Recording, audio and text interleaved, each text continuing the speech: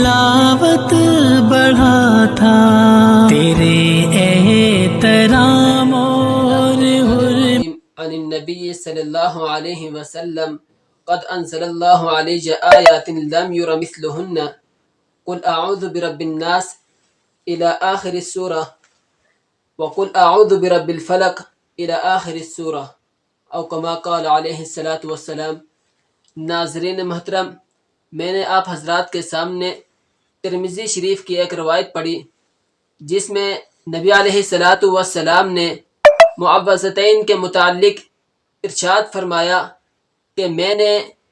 ان دو صورتوں کی طرح کوئی صورت اور نہیں دیکھی، اور روایات سے ان کے متعلق معلوم ہوتا ہے کہ نبی علیہ الصلاۃ والسلام پر ایک مرتبہ ایک یہودی لبید بن عاصم جس کا نام تھا، اس نے نبی علیہ الصلاۃ والسلام پر جادو کیا، اور نبی علیہ الصلاۃ والسلام پر جادو کے اثرات سخت ہونے لگے، دن بدن زیادہ ہونے لگے۔ تو اللہ رب العزت کے حکم سے دو فرشتے آئے، اور ایک فرشتہ آ کر نبی علیہ الصلاۃ والسلام کے سرہانے کھڑے ہوا، اور دوسرا آ کر قدموں کی جانب کھڑا ہوا۔ تو جو سرہانے والا تھا اس نے قدموں والے فرشتے سے پوچھا کہ اس آدمی کو کیا ہو گیا؟ تو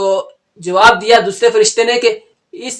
پر فلانے یہودی نے، لبید بن عاصم نے جادو کیا ہے،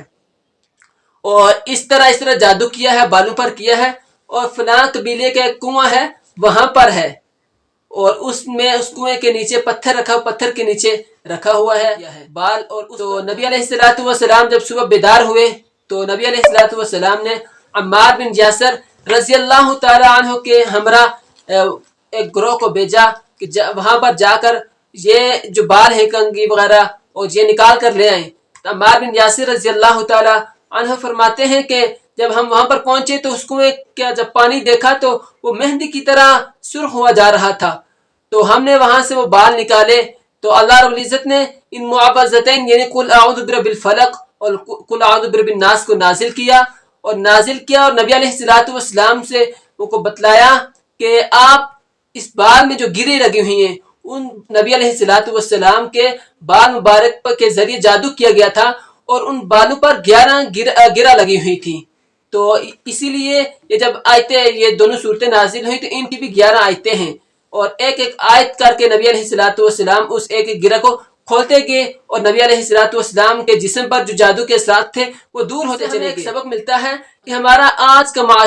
معاشرے میں ہر ایک فرد، ہر ایک انسان جو بھی ہے وہ کسی نہ کسی مشکل میں ہے۔ کبھی کہتا ہے کہ مجھ پر جادو ہیں، کبھی کسی کا حسد کی وجہ سے، کبھی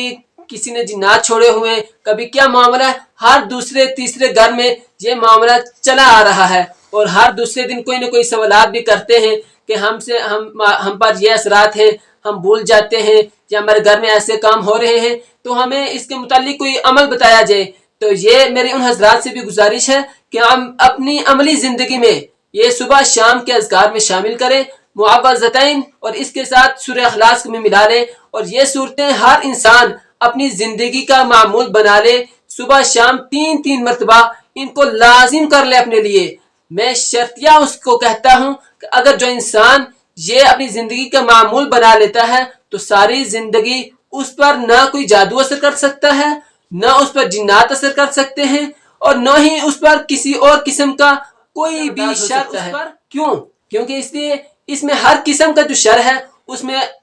رب تعالیٰ نے کہا ہے کہ میری پناہ میں آ جاؤ۔ جب انسان اللہ کی پناہ میں آتا ہے تو اس کی حفاظت اللہ کی ذمہ ہو جاتی ہے۔ تو یہ ہمیں اس سے یہ بھی سبق ملتا ہے کہ ہم اس کو اپنی زندگی کا معمول بنائیں۔ رب تعالیٰ سے دعا ہے، رب تعالیٰ سب سے پہلے مجھے ان صورتوں کو اپنی زندگی میں روزانہ نبی علیہ الصلوۃ والسلام کے فرمان کے مطابق اپنی زندگی کا معمول بنا کر اورات کی صورت میں پڑھنے کی توفیق عطا فرمائے، اور ہم سب کو اس پر عمل کرنے کی توفیق عطا فرمائے۔